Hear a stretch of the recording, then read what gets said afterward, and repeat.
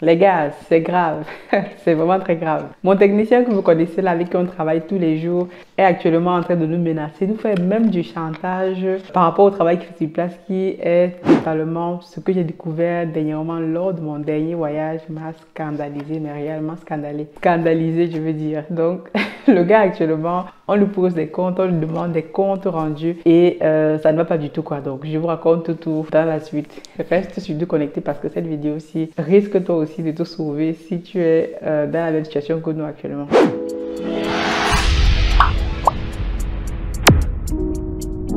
Aujourd'hui, je vais te partager vraiment une expérience encore du terrain. Je vous ai dit que je vais vous partager l'expérience du terrain.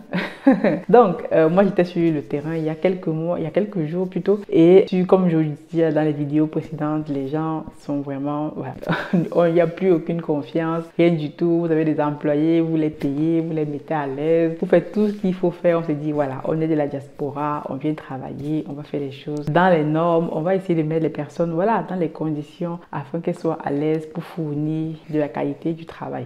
Donc aujourd'hui, je viens de vous parler de notre technicien qui, un tant soit peu, nous menace et nous retient du matériel. Et en gros, même, ça va être quelqu'un de pas très fiable. Je suis vraiment désolée de venir exposer ça ici, mais au moment donné, je me dis, il faut exposer les comportements des gens pour que peut-être ça serve à d'autres personnes, ça serve aux malhonnêtes, parce que tous les jours au pays, les gens qui veulent travailler, des gens qui disent, on n'a pas du travail, on n'a pas ici, la vie est dure, mais lorsque vous venez, vous dites, vous créez de l'emploi, vous faites X, Y, Z pour permettre en fait aux personnes de tout simplement, elles aussi, avoir un tant soit peu, un semblant de vie décente, vous les mettez à l'aise et derrière, on vous poignarde dans le dos.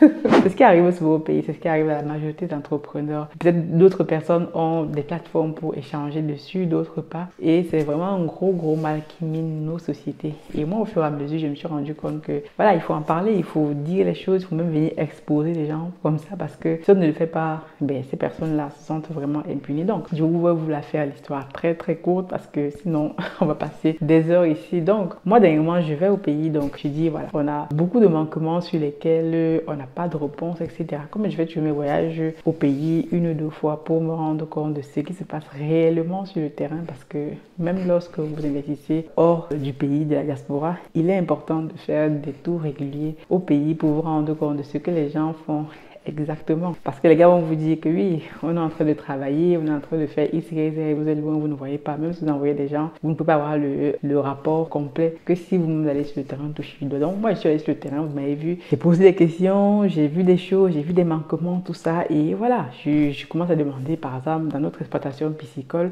une chose assez basique que tout le monde doit avoir dans son exploitation piscicole en tant que technicien de haut vol, comme la personne aime bien se qualifier, c'est des fiches de suivi, des calibrages, des choses comme ça, et on a du matériel même qui disparaît, des choses comme ça, c'est vraiment horrible. Donc je pose toutes ces questions-là, les réponses arrivent parfois à compte-gouttes, donc on n'a vraiment pas de suivi de choses intéressantes sur lesquelles on peut se baser factuellement, parce qu'une entreprise ne se base que sur des faits. Et donc au fur et à mesure, voilà, je mets la pression, parce que généralement quand ça arrive, il faut mettre la pression, il faut changer les règles, on est en train de changer les process, voilà, montrer aux employés qu'on n'est pas là pour rigoler. Les gens ont mis leur argent et les gens veulent des résultats concrets, où vous travaillez, où vous ne travaillez pas, vous payez pour le travail pour lequel vous êtes employé. Et si vous ne travaillez pas, bien sûr, on ne peut pas vous payer. Si on ne produit pas, on ne peut pas vous payer, bien sûr non plus. Parce que l'entreprise, voilà, on n'a pas des fonds.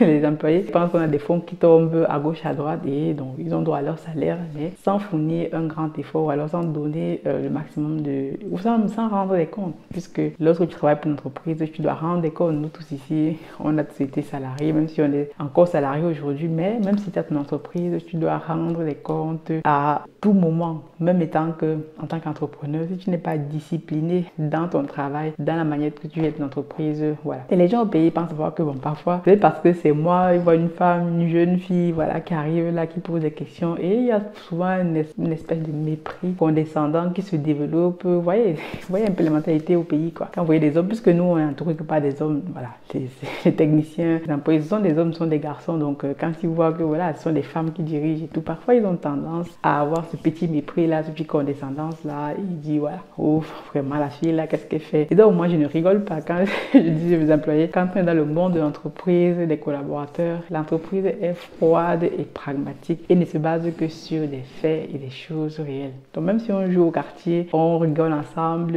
voilà. Mais lorsqu'il faut passer dans le monde de l'entreprise, je change totalement de face et je deviens quelqu'un voilà, qui respecte les règles, qui est froid et qui doit, parce que moi-même je dois rendre des comptes aux actionnaires. Non comme ça que notre fameux technicien, donc les comptes qu'on demande n'y sont pas d'ailleurs, les productions qu'on doit avoir, les chiffres annoncés n'y sont visiblement pas. Et moi donc, nous donc on fait donc appel à une contre-expertise. Donc voici voilà parfois ce qui peut vous sauver dans une entreprise, faire des contre-expertises. Les gens n'ont pas l'habitude que leur travail soit à venir, doit être vérifié par d'autres personnes, alors que c'est quelque chose qui se fait partout, quelque chose qui se fait en Occident, même au pays. Vous pouvez faire un travail et demander à un cabinet d'audit, un cabinet indépendant, de venir regarder votre travail, de voir est-ce que vous êtes sur la bonne voie, est-ce qu'il y a des choses à changer, est-ce qu'il y a des choses à modifier. Ça prouve même que vous avez conscience de ce que vous faites et même que vous voulez vous améliorer. Et donc c'est ce que nous on a fait. Donc, on fait venir des personnes indépendantes qui viennent sur le site de façon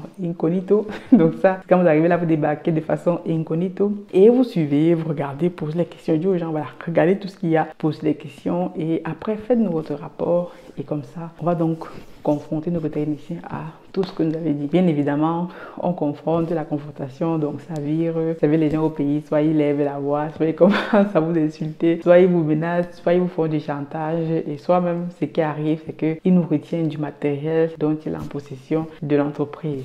Et là, ça ne passe pas du tout. Et là, moi, j'ai dit, mais c'est pas possible. Déjà que les résultats qu'on doit avoir actuellement, nous sommes en train de faire justement ce comptage, ce calibrage là de poissons pour voir exactement qu'est-ce qu'on a, quelle est la perte réelle, etc. Et c'est ce qu'on est en train de faire et on pense vraiment, voilà. On se dit que, même pas qu'on se dit, les premiers chiffres qui nous arrivent, on est très très loin de la réalité, mais vraiment très très loin. Donc là, ça nous fait une perte sèche.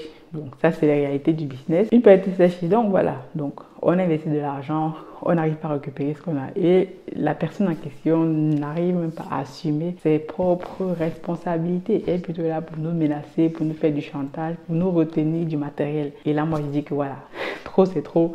À votre place, je ne sais pas ce que vous aurez fait, mais trop c'est trop. Là, à ce moment-là, on stoppe la collaboration, on arrête tout et on repart sur de bonnes bases. C'est ce que nous faisons actuellement. On arrête toute collaboration avec ce technicien en question, étant, même si, voilà, étant le meilleur du Cameroun, le plus brillant, etc. Moi, je dis, même si vous êtes le meilleur brillant, comment, et que vous ne pouvez pas travailler en entreprise, rendre des comptes, être honnête, voilà, traiter des gens vraiment à la hauteur de ce qu'ils ont investi et de vous-même. Une entreprise qui est là pour vous nourrir parce que vous regardez que sur le court terme. Vous vous contentez de voler les miettes aujourd'hui en oubliant ce qu'il y a demain. C'est vraiment dommageable, c'est dommageable. Et ce genre de mentalité en entreprise, ça ne passe pas. En tout cas, si vous voulez créer une entreprise forte et prospère, dès que vous constatez ce genre de comportement, direct à la porte, vous ne devez même pas hésiter.